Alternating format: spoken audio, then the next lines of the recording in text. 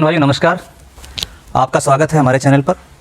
दोस्तों आज हम आए हैं गांव कक्केपुर, ज़िला मेरठ, श्री राजू त्यागी जी के गौशाला पर।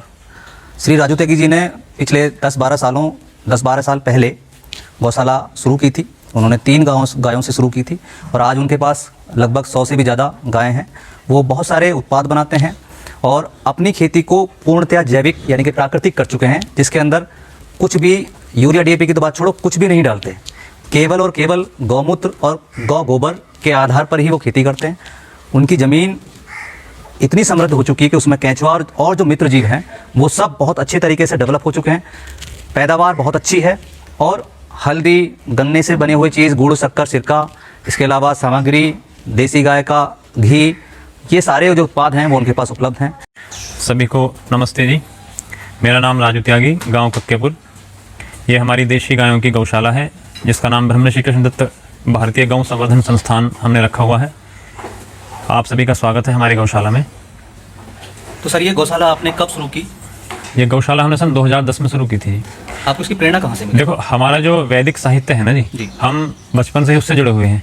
तो वेदों में गायों का बहुत अधिक वर्णन है, और गायों में भी मतलब देशी गायों का, जो हमारी भारतीय नस्ल की गायें हैं। क्योंकि आप देख लो, अगर आप यज्ञ कर रहे हो तो उसमें घी की आवश्यकता पड़ेगी, वो गाय के घी की जरूरत पड़ेगी। औषधियों का निर्माण आप अगर कर रहे हो तो उसमें भी गाय घी की आवश्यकता पड़ेगी। खेतों के लिए भी अगर आप मतलब खाद की आवश्यकता है तो उसमें भी देशी गाय का ही जो गोबर है ना, देखो जो गोबर है वो गौ का वर, केवल गाय का ही जो गोबर है वही खेतों के लिए उपयोगी है, ना कि आप भैंस का डाल दो। आजकल लोग कह रहे हैं कि भैंस का गोबर है, भैंस का तो गोबर हो ही नहीं सकता, ठीक है ना। ये तो फिर वो सब चीज़ें हमने देख करके कि भाई गाय पालना ही सर्वश्रेष्ठ रहेगा, और हमारी जो कृषि कार्य है उसके साथ में गौ पालन तो अवश्य ही होना चाहिए। अच्छा राजू जी, आजकल सरकार भी, किसान भी अधिकतर जो है विदेशी गायें, जो हाइब्रिड गायें हैं, उन पे ज़्यादा फोकस करती है। तो इन दोनों में क्या अंतर है? इसमें मतलब कौन सी गाय सर्वश्रेष्ठ है? जैसे A1 और A2 दूध की बात करते हैं। देखो जी, मैं बताऊं, ये हमारे जो लोग हैं ना भारतवर्ष के, ये थोड़े से अशिक्षित कह दो, अशिक्षित तो ना कहो, अब तो खैर सभी जगह साक्षरता अभियान चला हुआ है, लेकिन इनके अंदर ज्ञान का थोड़ा अभाव है, क्योंकि अपने किसी भी कार्य में अर्थ को ज्यादा महत्व देते हैं कि भाई हमें किस कार्य से ज्यादा अर्थ हमें मिले, पर्पस जो है पैसा कमाना। लेकिन ये नहीं देखते कि उसका आगे चल के लंबे समय बाद उसके क्या दुष्परिणाम हमारे मतलब लोगों को या बच्चों को उसमें भोगने पड़ेंगे। तो उसी के अनुसार जो हमारे यहाँ के कुछ राजनेता लोग हैं, इन लोगों ने भी जो है, मुझे खूब याद है कि हमारे यहाँ जब कभी एक क्रॉसब्रीड गाय का चलन हुआ तो डॉक्टरों ने जिसके यहाँ क्रॉसब्रीड नस्ल की छोटी सी बच्ची हुई तो उसके घर जा करके उसे इनाम दिया, उसे पैसे दिए और उसे बताया भी तेरी बच्ची बहुत अच्छी, बहुत ज्यादा दूध देगी। तो उस वजह से क्या हुआ कि लोग बेचारे थोड़े से लालची प्रवृत्ति थे कि सब ने फिर वही अपना सीमेंट डलवाना शुरू कर दिया। ना तो आप इतनी गाय जो क्रॉसब्रीड सारी विदेशों से थोड़ी आई हैं, वो सारी हमारी देशी गायों से पैदा हुई हैं। तो आजकल जो एक थ्योरी आई है A1 A2 वाली, मतलब थी तो सारी भारतीय, लेकिन चलो विदेशियों ने हमें बता दी, कोई दिक्कत नहीं। तो A2 जो दूध है वो हमारी देशी नस्ल की गायों का दूध है। तो उसी को ध्यान में रखते हुए फिर हमने अपने यहाँ देशी नस्लों का संवर्धन किया। पहले जब हमने अपनी गौशाला शुरू करी थी उस समय हमें भी थोड़ा भ्रम था कि भाई गाय कौन सी पालें। दूध का आधार देखें तो विदेशियों का अच्छा, लेकिन गुणों का आधार देखें तो देशियों का अच्छा। तो फिर उस द्वंद्व में फंसे रहे। लेकिन जब से कुछ राजू दीक्षित जी के व्याख्यान सुने और कुछ लोगों से मिले तो पता चला कि हाँ, देशी ही श्रेष्ठ है। और रही बात फिर दूध की, तो देशी गायें जो दूध है ना जी, अगर आप उसका कुल डाटा निकाल लो देशी और विदेशी गाय का, तो एक देशी गाय 2 विदेशी गायों को मतलब अपने पूरे जीवन काल में फेल कर दे। उसका दूध देखो, अब देखो आप हमारी गौशाला में एक भी पंखा नहीं है ना जी, एक पंखा नहीं है। 10 साल हो गए यहाँ कोई पंखा नहीं है। अन्य मैं आपको विदेशी गायों की गौशाला आपको मैं दिखाऊं। हाँ बिल्कुल, उनको वो यहाँ के लिए क्लाइमेट ही नहीं है। हाँ, जैसे कि हम लोग यूपी के हैं, अगर हमें ऐसे उठा कश्मीर में आप ले जाकर डाल दो या लद्दाख में डाल दो तो हम काम नहीं कर पाएंगे। ऐसे जो विदेशी नस्लें हैं वो वहाँ ठंडे क्षेत्रों की हैं और गुण उनका यहाँ पर आकर कम हो जाता है। और उनका जो दूध है ना जी, उसके अंदर एक BCM7 नाम का बड़ा खतरनाक जहर है।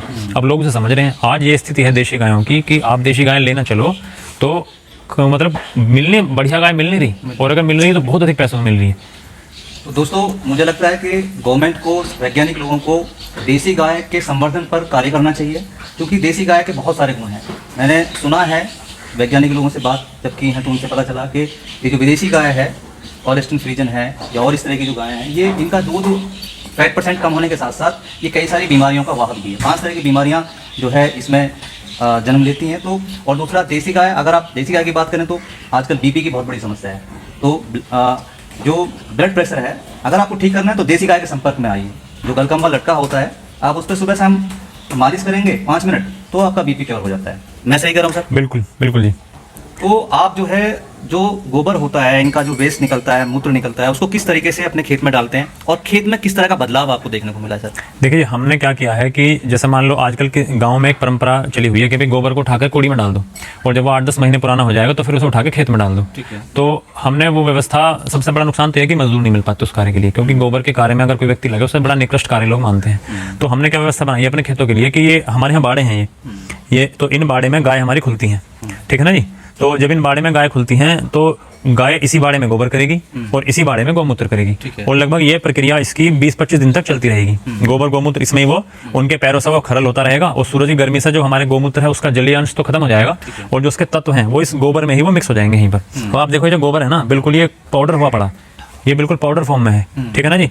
और फिर 15 दिन बाद हम इसे ट्रैक्टर के मांझे से इकट्ठा करके और अपने खेत में हम इसे 2 या 3 ट्रॉली बीघे का डाल रहे हैं। और अब आप देखो गौमूत्र के अंदर यूरिया बहुत अधिक मात्रा में है, ठीक है ना जी। किसानों से हम कह रहे हैं कि भाई आप यूरिया मत डालो, लेकिन ये प्राकृतिक यूरिया है। तो प्राकृतिक, जब कृत्रिम यूरिया के स्थान पर आपको प्राकृतिक यूरिया मिल रहा है तो आपकी खेती कैसे ना बढ़िया होगी।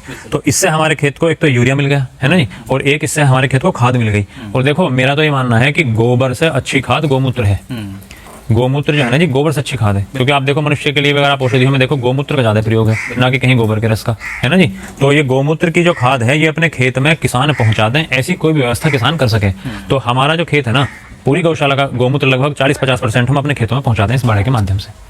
यानी राजू जी का कहना है कि दोस्तों यदि हम देसी गाय पाल लें और उसका जो वेस्ट निकलता है, चाहे वो कुछ भी हो, जो उसकी 5 चीज़ें निकलती हैं वो सारी की सारी बिल्कुल अमृत हैं, सोने जैसी हैं। तो उन जिनका हम इस्तेमाल खेती में कर सकते हैं, जो प्राकृतिक खेती की हम बात करते हैं, रसायन मुक्त खेती की बात करते हैं, तो उनका जब हम इस्तेमाल करेंगे तो हमें किसी भी यूरिया, डीएपी या बाकी जो फर्टिलाइजर्स हैं उनकी जरूरत नहीं है। वो नेचुरल सिस्टम क्रिएट हो जाएगा और जमीन का जीवांश कार्बन बढ़ जाएगा, जमीन में रहने वाले मित्र जीव हैं वो अच्छे तरीके से काम करने लगेंगे। तो इस तरफ सोचना चाहिए। तो किसान भाइयों, आपके सामने एक सवाल है, ये सोचिए कि हमने अपनी खेती को टिकाऊपन की तरफ कैसे लेके जाना है, कैसे इस खेती को रसायन मुक्त बनाना है और आने वाली संतति को एक बेहतर जमीन, एक बेहतर एनवायरमेंट और बेहतर सिस्टम दे पाएं। अच्छा, ये ऑर्गेनिक खेती के बारे में मैं 2 बात बताऊंगा किसान भाइयों से। आजकल बहुत तरीके प्रचलन में है कि भाई जीवामृत डालो, ये डालो, वो डालो, मतलब किसान जो है ना एक सिस्टम उसका हैंग हो जाके यार क्या डालूं। देखो मैंने जो अनुभव किया है ऑर्गेनिक खेती का, सबसे पहले तो आप देशी गाय पालो, ठीक है ना जी। देशी गाय पालने के बाद में उसका गोबर गौमूत्र अपने खेत में डालोगे, स्वाभाविक है। उसे डालने के बाद में जो दूसरा चरण है इसका, आप देशी बीजों का चयन करो, बहुत बढ़िया, है ना जी। फिर तीसरा जो चरण है वो है कि आप उसे समय से पहले बो, यानी कि जैसे कि आजकल आप देखो गेहूं अब सबके नवंबर में बोएंगे, लेकिन नहीं, जो देसी गेहूं है हमारा वो 15 अक्टूबर से बाद में बोना शुरू हो जाएगा।